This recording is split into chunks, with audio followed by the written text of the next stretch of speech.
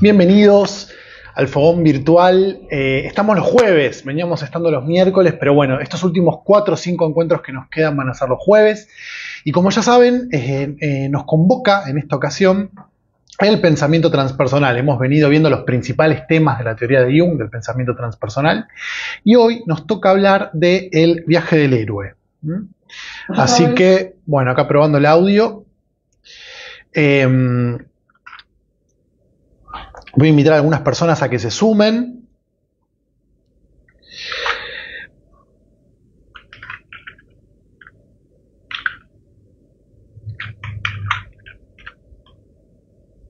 Y mientras se van conectando, les voy contando que la idea es juntarnos a las 10 de la noche, una media horita más o menos, para charlar un poco de la temática de la semana. En este caso vamos a hablar de el viaje del héroe, y que a las 22:30 nos juntemos por Zoom. Entonces ustedes me pueden pedir el enlace, si no están inscriptos en este fogón taller, para participar y ver un poco cómo es la dinámica. Quienes están inscriptos están formando parte ya hace un tiempo, desde el comienzo, de un grupo de WhatsApp donde reciben info durante la semana, charlamos y yo propongo algunos disparadores. Bueno, pueden también escuchar el podcast o el video podcast en Spotify de estos vivos que yo hago los jueves, que van a quedar subidos los viernes, en este caso, porque cambiamos de horario. También está subido en YouTube y todo esto lo van a poder ver mañana. Así que si entran a mi web www.transpersonales.com, ahí encuentran todas mis redes, les invito a seguirme, me ayudan un montón si lo hacen, si dan me gusta y comparten. Además tienen, y la actualicé en estos días, la página tiene nuevas cosas, nuevas clases, nuevos videos. Ahí van a poder ver la primera clase, la clase introductoria, cada taller, cada curso que yo doy. Así que bueno, les invito a ver la página www.transpersonales.com. Bueno, vamos a abrir Instagram acá para ver, para que me vayan comentando.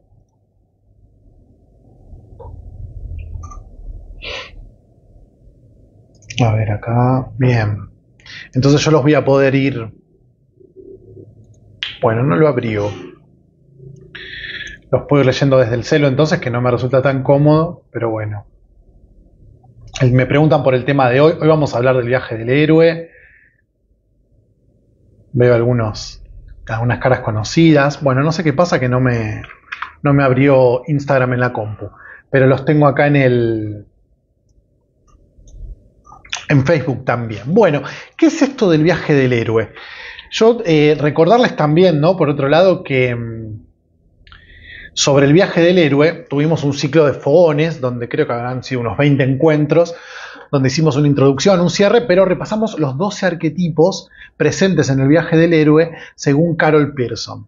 Bueno, hoy los vamos a mencionar, pero no vamos a ir por ese lado, porque ustedes pueden ir a verse los vivos o los videos, o incluso está como podcast en Spotify, y pueden escucharse cada arquetipo. Los vamos a mencionar hoy. Pero la idea es ver de dónde viene este concepto del viaje del héroe.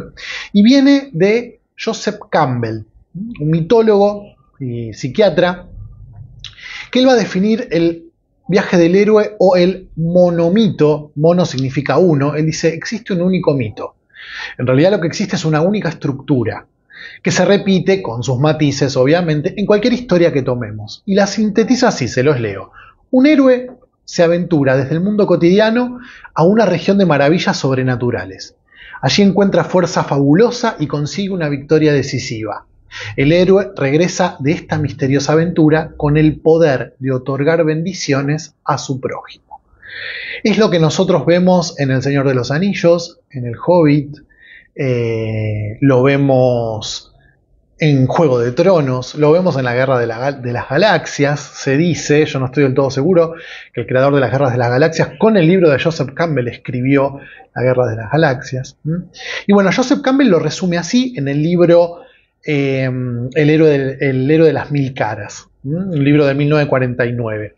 Y él va a decir que esta estructura, de la que vamos a hablar hoy, que tiene sus etapas y sus subetapas, se ve presente básicamente con sus matices en distintos mitos, en distintos cuentos de hadas. Vamos a ir ejemplificando. Bueno, Él toma, evidentemente, por la época en la que vivió, conceptos freudianos, conceptos de Jung. ¿Por qué puede una estructura estar presente, una estructura narrativa estar presente en un montón de relatos, en un montón de culturas a lo largo del tiempo? Y bueno, uno podría hablar, por ejemplo, del concepto de inconsciente colectivo de Jung, el concepto de arquetipos, estas figuras primigenias que heredamos nosotros por el simple hecho de ser humanos.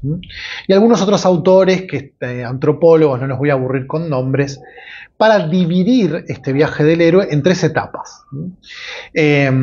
Por su parte, Carol Pearson, que ya se las nombré, que tiene este libro que se llama Despertando tus héroes interiores, ella va a tomar estas 3 etapas de Campbell y va a proponer 12 arquetipos para describir cómo es ese viaje.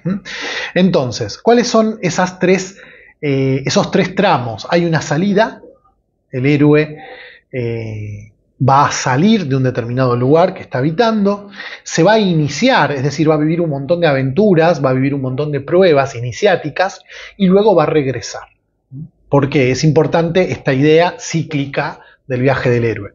¿Y por qué es importante conocerlo? Porque de alguna manera nosotros estamos continuamente en un viaje del héroe, o si quieren, para decirlo fácil, en muchos viajes del héroe al mismo tiempo en distintas áreas de nuestra vida. Toda nuestra vida es un gran viaje del héroe, pero a su vez tenemos subviajes en el amor, en el trabajo, en la vocación, en la familia, en los lazos, en la relación con uno mismo. Voy a acomodar un poco acá el celo. Bueno, ¿y para qué nos sirve? Y bueno, porque muchas veces estamos en un periodo de salida, es decir, estamos en un lugar que ya nos resulta cómodo, familiar, que no nos permite crecer. Salir implica un esfuerzo, implica el famoso irse de la zona de confort. Hay una tensión que hace que no me quiera ir. Vivo determinadas cosas al irme. Y una vez que me fui y que no hay vuelta atrás, que no hay retorno, voy a vivir un montón de cosas lindas y feas, por decirlo de alguna manera. Voy a encontrar aliados y voy a encontrar enemigos. Voy a aprender, voy a crecer. Y finalmente, habiendo aprendido lo que tenga que aprender, conseguido lo que haya conseguido, es necesario volver. A mí me gusta citar esta canción folclórica argentina que dice: estaba donde nací, lo que buscaba por ahí. Todo el mundo se va para después volver, físicamente o simbólicamente, o sea, literalmente vuelvo a la casa de mi viejo, la casita de mi viejo. Tantos tangos nos hablan de esas cosas, ¿no? O vuelvo simbólicamente a algo que yo ya tenía, que me pertenecía, que era mío, que puede ser una cualidad, una característica. Esto lo veíamos en el encuentro anterior cuando hablábamos de la sombra. ¿Qué es lo que voy en ese viaje del héroe a rescatar de la sombra? Una cualidad que yo expresé cuando era de pronto niño y que por algún motivo no me permití expresar más. Esta idea cíclica del viaje. Vuelvo. Y cuando vuelvo contribuyo a la totalidad, al lugar al que pertenezco, a mi totalidad o a mi tribu, a mi comunidad, a mi familia, a mi lugar. Bueno, entonces tenemos un primer tramo. Qué lástima que no estoy pudiendo ver Instagram en la compu. Pero bueno, cualquier cosa me van escribiendo, me van preguntando, me van contando de dónde son. Y bueno, Facebook lo tengo más cómodo. Ay, Peltzer. Felicidades, abuela. Hola, Lili. Bueno, gracias por saludar. En el primer tramo del viaje, que es la salida, Carol Pearson va a llamar a este tramo la preparación para la travesía. La travesía va a ser la etapa del medio. Primero me preparo. Ella va a ubicar en esta primera etapa 4 arquetipos. El inocente, etimológicamente significa sin herida. Yo estoy en el paraíso, Adán y Eva, sin pecado original. Es decir, soy un niño, estoy cuidado, estoy siendo nutrido. ¿Por quién? Por un cuidador, el segundo arquetipo. Me faltó acá, perdón, el inocente. El inocente va a perder, soy cuidado por un cuidador, el tercer arquetipo, pero el segundo es el huérfano. El huérfano es el inocente habiendo vivido una herida, habiendo sufrido una pérdida. Va a ser cuidado por un cuidador y va a ser protegido físicamente por un guerrero. El cuidador muchas veces se asocia más con lo anímico, lo emocional, y el guerrero con lo físico, con las fronteras reales, ¿no? Esta es la primera etapa para Carol Pearson con estos 4 arquetipos. Joseph Campbell la va a dividir en 5 subetapas.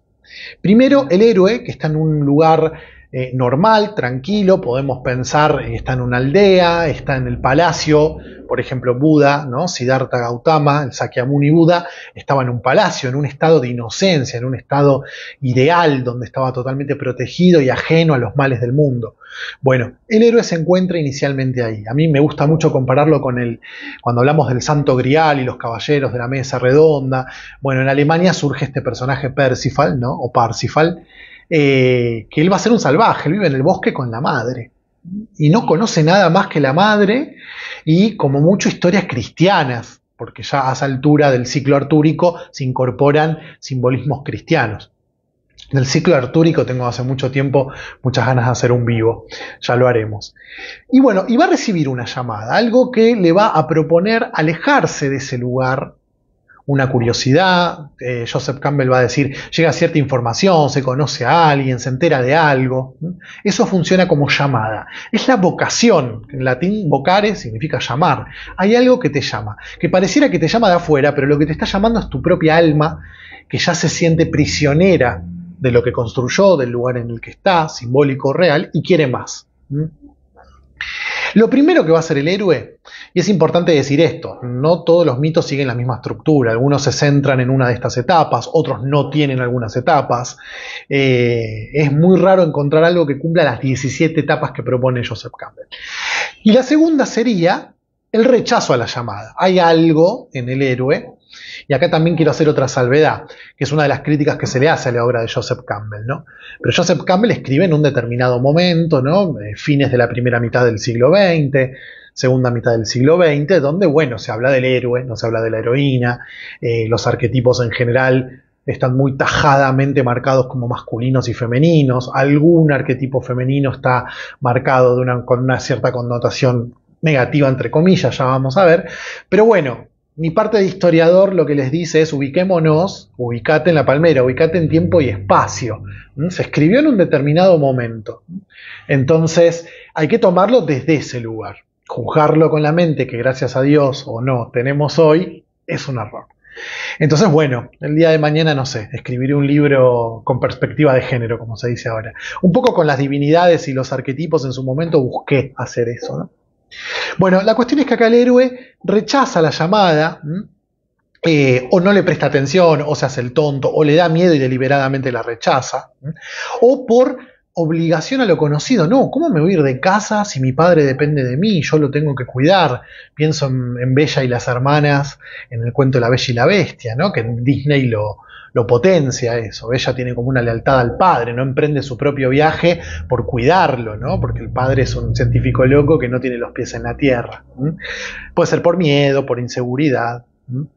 Incluso, aunque esté cómodo en el lugar en el que está, puede estar construyendo un lugar estéril, ¿no? Joseph Campbell pone como ejemplo el rey Minos, que está en su reino, es conocido en toda la antigüedad, pero lo que construyó fue un laberinto infértil, donde habita una bestia, ¿no? Luego viene la ayuda sobrenatural, es decir, hay algo trascendente, hay algo que trasciende, que va a ayudar al héroe a que se aleje finalmente de ese lugar. Pueden ser distintos los motivos por los cuales él emprenda la búsqueda, pero una vez que la emprende sabe que hay algo que lo acompaña. Y por ejemplo, esto se ve en los 12 trabajos de Heracles o de Hércules, o se ve en la Ilíada cuando Aquiles en Troya, ¿no? Es asistido por Atenea. Atenea aparece en los momentos claves con la información necesaria, con la herramienta necesaria, con la actitud necesaria para sobrepasar las primeras pruebas con las que se va a encontrar el héroe. Y en este sentido uno puede pensar que la energía que nos es más lejana, cuando acude a nosotros para ayudarnos, nos parece como venida del exterior, porque nos es lejana a la conciencia, digo, nos habita esa energía. Supongamos que soy una persona muy ansiosa, muy inquieta, y necesito de paciencia para transitar. Y de pronto transitar una determinada situación y encuentro esa paciencia. Y me parece que es un don que me viene dado y siempre estuvo en mí. La forma que tengo de hacerlo consciente es como que me viene dado. Atenea viene y me asiste, ¿no?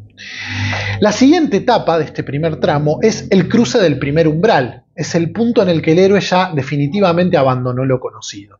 Yo quiero que ustedes vayan pensando estas etapas como momentos en sus vidas, donde tomaron, no se quisieron ir, luego se fueron, una vez que se fueron estaban ahí, vuelvo o no vuelvo, y en un momento se dijeron, ya no puedo volver más, lo único que me resta es continuar, seguir adelante. Ya está en la aventura propiamente dicho, trasciende las fronteras de los conocidos, y llega un momento donde desciende al inframundo, o es la etapa del vientre de la ballena, dice Joseph Campbell, un poco recordándonos distintas fuentes que nos hablan del vientre de la ballena, pero sobre todo para esta cultura cristiana en la que estamos, ¿no? Jonás siendo tragado por la ballena, Pinocho siendo tragado por la ballena, es decir, entra a un lugar oscuro, que podría ser Odiseo descendiendo al inframundo, que puede ser que el héroe descienda por voluntad propia, que entre como, no sé, estoy pensando en Gandalf y Frodo y compañía ingresando en las entrañas de la montaña. Siempre es un lugar oscuro que representa las fuerzas del inconsciente, lo desconocido, y que se presenta primero como algo amenazante. Y puede ser que entre por voluntad propia, o puede ser que entre arrastrado por una fuerza superior, incluso por haber muerto, ¿no? Y tenemos mitos como los de Osiris, los de Dionisio, que han sido descuartizados, o el propio Cristo, ¿no? Crucificado. Es decir, trasciendo, ingreso al mundo del oscuro a través de un sacrificio, de un sacro oficio, un oficio sagrado, de un oficio, de una actividad, de una dinámica que me conecta con lo sagrado en mí. Es una muerte simbólica que ciertamente en un relato puede aparecer como una muerte literal. Y a partir de ahí, una vez que se descendió al inframundo, esto se ve claramente en el recorrido de los 22 arcanos del tarot. Yo cuando doy clases de tarot, y tienen la primera clase del curso a tarot en la web, acá nos vamos adentrando del colgado en adelante, que el colgado representa un sacrificio, y luego tenemos la muerte, la templanza, el diablo, la torre. Es ese periodo que se conoce como la noche oscura del alma. Es adentrarte en un lugar oscuro para encontrarte a vos mismo. Y te tenés que sacrificar, y va a doler, y vas a pasar pruebas, y vas a sentir miedo. Es esta cosa escorpiana plutoniana, ¿no? En la rueda del zodíaco también vemos el viaje del héroe. Cuando desciende, ya en la primera subetapa del segundo tramo, que es la iniciación, que Carol Pearson lo llama la travesía, es hacerse real. Yo ya no estoy más preparándome en la casita de mis viejos, donde me cuidan, ya estoy por mí mismo, me hago real, me valgo por mí mismo. Ella dice que estos arquetipos son el buscador, el destructor, el amante y el creador. Joseph Campbell va a dividir esta etapa en seis subetapas. Y la primera es la etapa de las distintas pruebas. Se cruzó el umbral, el héroe avanza a través del mundo, de fuerzas que le resultan, dice, poco familiares, pero extrañamente íntimas, porque nos habitan, pero no sabemos que nos habitan. Algunas lo amenazan, le ponen pruebas, otras lo ayudan, lo van a auxiliar.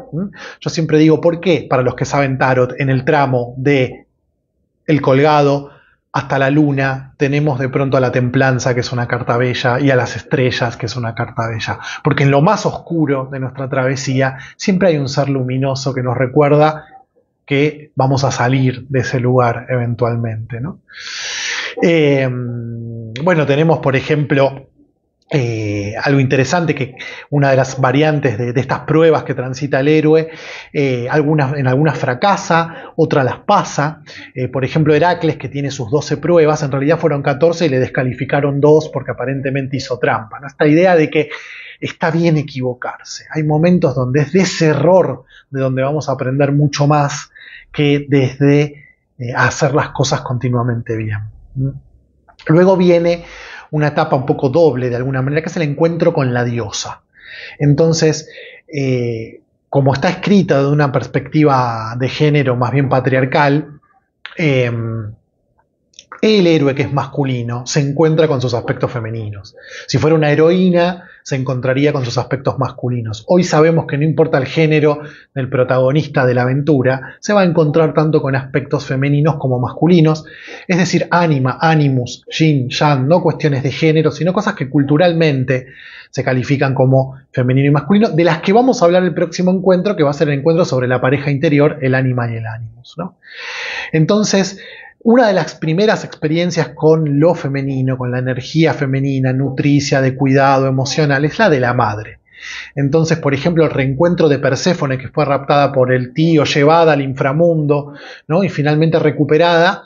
Hay una pintura muy bella donde Perséfone se encuentra nuevamente con la madre, ¿no? Luego de haber descendido al inframundo, se encuentra con la madre una vez que sale. O lo tenemos a Orfeo encontrándose con Eurídice, yendo a buscar a Eurídice al infierno. Lo tenemos a Dante yendo a buscar, se me fue el nombre a Beatrice, ¿no? A Beatriz, acompañado por Virgilio. Bueno, muchas historias donde en lo profundo me encuentro con lo femenino. Y tenemos la vertiente de lo femenino como lo materno y la vertiente de lo femenino como el amor en las novelas caballerescas, del amor romántico cortés, el caballero que va a buscar, o en los cuentos de hadas cuando se va a buscar a la princesa, es el encuentro con la diosa, es esta etapa donde me encuentro con lo femenino. Que, insisto, es mi femenino interior arquetípico y no lo femenino, no es una princesa rescatada, como vamos a ver en el encuentro que viene. La octava etapa es también una etapa de pruebas donde lo femenino representa la tentación. El héroe va a ser tentado muchas veces por cuestiones de la carne, o va a ser tentado a hacer trampa, o va a ser tentado incluso a quedarse en el inframundo. Ahora vamos a ver, esa en realidad es otra etapa, ¿no? Entonces tenemos, por ejemplo, esto tiene que ver con el patriarcado cristiano, donde es Eva quien tenta a Adán, ¿no? Entonces lo femenino queda asociado a la tentación de lo físico. Pero tenemos, por ejemplo, Odiseo regresando a Ítaca, ¿no? En la Odisea, pasa varios años con la bruja Circe en su isla, porque ella lo tienta para que se quede ahí, ¿no? Además de haber convertido en cerdos al resto de la tripulación de Odiseo, y el cerdo como un animal conectado con los bajos instintos, ¿no? Entonces hay pruebas que tienen que ver con el apego a lo material y a lo sensorial, ¿no? Poder trascender eso sin desestimarlo, porque somos seres terrenales y sensoriales. La siguiente etapa es la reconciliación con el padre. Esto tiene que ver con enfrentarse a una figura que ostenta el poder, para que yo me dé cuenta que el poder lo tengo yo. Es un empoderamiento.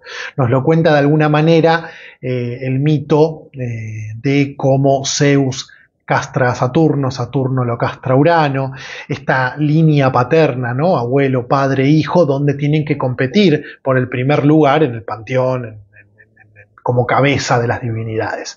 Y esto pasa, es la lucha con el padre, es el matar al padre, que es el padre simbólico. Son esas leyes, estructuras, creencias, patrones, introyectos, etcétera, en los que vivía en la primera etapa, en la etapa de la inocencia, que ahora las enfrento para elaborar las mías propias y convertirme en un padre que va a venir a ser castrado nuevamente por una nueva generación. Un buen padre conoce esto y sabe cuándo retirarse a tiempo y mirar desde un costado quizás, y funcionar como un consejero, funcionar como un guía, como un referente, dejando que los que te están siguiendo se empoderen y no robarles el poder. Acá tenemos la típica imagen de Saturno devorando a sus hijos. La décima etapa es la apoteosis, ¿no? Una apoteosis es el momento cúlmine, final, triunfal, brillante, impresionante, ¿no? Y empiezan a venir las recompensas. Ya haber encontrado el amor es una recompensa, haberse reconciliado con el padre es una recompensa, pero una vez hecho esto, el héroe entra en una especie de estado de éxtasis. Sigfrido, el héroe mitológico nórdico, se enfrenta a un dragón, ¿no? Dentro de una montaña, esta idea de lo profundo, de la bestia que hay que enfrentar. Queda bañado por la sangre del dragón y come su corazón. Queda invulnerable, nada puede derrotarlo porque está protegido por la sangre del dragón, está empoderado. Y además, luego de haber comido el corazón del dragón, dice: comprendí el lenguaje de los pájaros. Esta idea de que se conocen los oráculos, se ve lo que no se ve, se está en contacto con la totalidad. El héroe tiene esta sensación. Esta etapa va de la mano con el don final. De alguna manera, el héroe consiguió lo que fue a buscar, rescató a la princesa, consiguió la medicina, tiene finalmente o está en presencia del Santo Grial, ¿no? Por ejemplo, Sir Galahad, que es uno de los héroes artúricos, son 3 o 4 los que llegan al Grial. Sir Galahad es uno, que es una construcción más bien tardía, es el ideal del caballero cristiano, y cuando ve el grial, él que es perfecto, impoluto, que no tiene es totalmente inmaculado, no tiene ninguna mácula, asciende al cielo, como Enoc o como Elías. Percival, que también encuentra el grial, les spoileo el final, se queda como guardián del grial, ¿no? Es decir, se consiguió eso concreto, simbólico que se buscaba. Todos en nuestro viaje del héroe, lo sepamos o no que buscamos, finalmente encontramos aquello. Y con eso ya comienza la etapa del regreso. Y lo primero que le va a pasar al héroe, que ya está en posesión del don final, que ya está en un estado apoteótico de éxtasis, no va a querer volver, se va a querer quedar. Carol Pearson llama a este tramo el retorno, hacerse libre. Ahí están los arquetipos del rey, del mago, del sabio y del loco, está la corte. Está el rey con su consejero el mago, su consejero el sabio, y con el loco que le recuerda que estamos de paso por este mundo, que las leyes son transitorias y que nos tenemos que reír un poco de todo. Joseph Campbell divide también este tramo en 6 etapas, y la primera, como les decía, es la negativa a regresar. Encontró la felicidad, tiene el don, obviamente no quiere volver. De hecho, Gautama Buda, cuando finalmente despierta, duda en un determinado momento si lo que él pudo conocer al despertar, eso significa el Buda, se lo va a poder transmitir a otros o no. Hay una duda. Esta etapa del regreso tiene que ver con poder contar lo vivido, porque yo vuelvo al hogar, vuelvo a donde partí, pero soy otro porque tengo un viaje encima, tengo un conocimiento, y la tarea para convertirme en una persona trascendente y con propósito en este plano es poder comunicar ese mensaje. Por eso la siguiente etapa es el vuelo mágico. Va a pasar algo que lo va a sacar de un lugar del que muchas veces el héroe no se quiere ir. Entonces se tiene que escapar porque alguien lo persigue, porque quiere recuperar ese don, ese tesoro que se estaba guardando celosamente, ¿no? Se me viene ahora a la mente Jack y las habichuelas, que sería Juancito y los porotos, que bueno, baja de la planta de habichuelas, ¿no? Y lo persigue el gigante. Ese regreso es aventuroso, se pasan pruebas, incluso muchas veces es cómico y divertido. Loki, también otro dios nórdico, que están entre dios y gigante, tiene una escena donde es perseguido y se va convirtiendo en distintas criaturas, ¿no? Hay de vuelta una idea de que está presente la transformación en el regreso. Sería lo que se conoce como un dios prometeico, ¿no? Proteico, que Proteo era un personaje que en la mitología griega, un dios del mar que podía convertirse. Lo tenemos a Dédalo e Ícaro, literalmente volando para escapar del laberinto, y a Prometeo, que también escapa del Olimpo tras haberle robado el fuego a los dioses, ¿no? En esta huida hay un rescate del exterior, hay alguien que te rescata, que te ayuda a terminar de salir del pozo. Cuando Perséfone se reencuentra con Deméter, su madre, es Hermes, el dios psicopompo que comunica el inframundo con el mundo de los humanos, el que puede justamente comunicar estos dos mundos. Pero a mí me gusta la imagen de Ariadna entregándole este ovillo mágico a Teseo cuando se adentra en el laberinto para vencer al Minotauro. Dice: vos vas a ir desovillando este ovillo conforme avances para después poder encontrar la salida al seguir el camino, ¿no? Ariadna lo ayuda, lo asiste. Es parecida a esa ayuda que tuvo en su momento para iniciar el viaje. Ahora es una ayuda para regresar.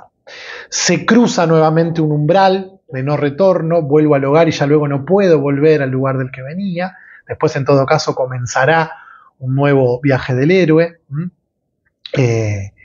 Hay un retorno, sería la resurrección, en el caso de que el héroe haya descendido al inframundo por haber muerto y no por voluntad propia. Se trae el dom, el elixir, el grial, se vuelve con él, en general. Y hay que conservar, o sea, tener el don y volver implica volver con una sabiduría que hay que compartir. Me gusta la imagen de la Torre de Marfil. La Torre de Marfil es una torre sin accesos. Se dice que en la Torre de Marfil habitan los sabios que no comparten su conocimiento y que al morir se lo llevan sin que haya podido generar nada fecundo, porque al morir te lo llevas, no lo compartís. Lo que no compartís se pudre. Cuando Gilgamesh es el protagonista de la primera novela, epopeya que tenemos de la humanidad, es un escrito sumerio. Él va en búsqueda de la inmortalidad, consigue la planta de la inmortalidad y algo así como que se queda como dormido y una serpiente se lo roba. Y él tiene que volver sabiendo que va a morir. Y un poco la conclusión que llega es que la manera de ser inmortal es dejando un legado. Y tiene que ver con esto. Él habla de edificios, monumentos. Nosotros hoy podemos decir una sabiduría, un video subido a la red, un libro escrito, una persona que te haya escuchado, un hijo bien educado, ¿no? Es el legado y es la forma de ser inmortal. Una forma simbólica. Unamuno decía, dame inmortalidad de bulto, no inmortalidad de sombra. Quiero ser inmortal en serio, no me vengas con que yo voy a perdurar en quienes me recuerden. Pero bueno. La etapa anterior al final es ser maestro de los dos mundos. Es un héroe sabio que tiene un equilibrio entre el mundo material y espiritual. No reniega del mundo material. Muchas veces en una primera etapa decimos, bueno, logré el desapego, mira todo lo que sé, soy un sabio. Es como ese meme que dice, alcancé el nirvana, soy el fucking amo. Bueno, no. No hay que uno vive también en este mundo, en este plano, y dominar esos dos planos implica jugar el juego, ¿no? Tener cosas, pero que las cosas no te tengan. Finalmente, la última etapa es la libertad para vivir. Soy libre del temor a la muerte, lo cual, dice Joseph Campbell, es la libertad de vivir. Vivir el momento, no anticipar el futuro, no lamentar el pasado. Que es un poco el el núcleo de lo que nos proponen todas las tradiciones de sabiduría. Vivir el momentismo absoluto, el momento presente. Estas son las 17 etapas que nos propone Joseph Campbell, asociadas con las etapas y los arquetipos de Carol Pearson. Les propongo que reflexionen sobre en qué etapa del viaje del héroe están en este momento, o si pueden pensar alguna etapa de su vida en estos términos, e invitarlos a que se sumen al Zoom que vamos a hacer ahora cuando termine el vivo. Me escriben por WhatsApp, tienen mi WhatsApp en mi página, en las redes, al pie de estos videos, de estos vivos, sino www.transpersonales.com, donde además pueden ver un montón de clases y videos y talleres que están subidos para que vean qué actividades pueden hacer conmigo en Transpersonales. Así que les agradezco un montón por conectarse, por compartir, por seguirme en redes, por ayudarme a crecer. Nos vemos en un ratito en Zoom y nuevamente la semana que viene, el jueves, para hablar de la pareja interior, el ánima, el animus, y entender un poco por qué siempre me enamoro de los mismos boludos, de las mismas boludas. Los quiero, abrazo grande, nos vemos prontito.